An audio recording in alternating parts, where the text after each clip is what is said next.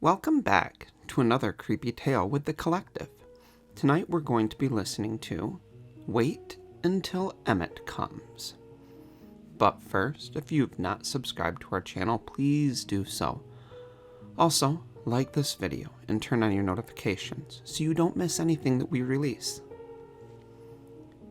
A preacher was riding to one of the churches on his circuit when darkness fell. It was about to storm, and the only house nearby was an old mansion, which was reputed to be haunted. The preacher clutched his Bible and said, "The Lord will take care of me."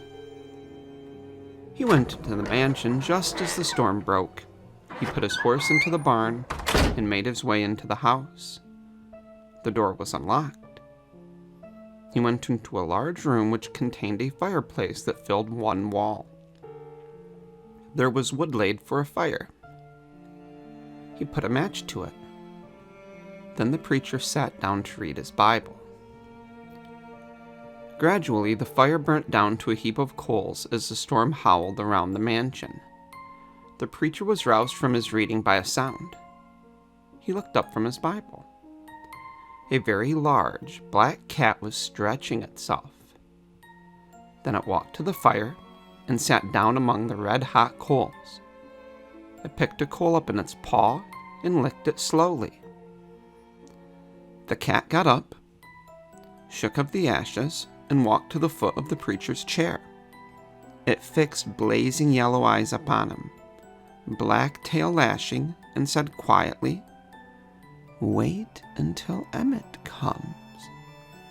The preacher jumped from Genesis to Matthew in a shock. He had never heard of a cat talking before. Nervously, he kept reading his Bible, muttering to himself, "The Lord will take care of me." 2 minutes later, another cat came into the room. It was black as midnight and as large as the biggest dog. It lay down among the red-hot coals, lazily batting them with enormous paws. Then it walked over to the other cat and said, "What shall we do with him?" The first cat replied, "We should not do anything until Emmett comes."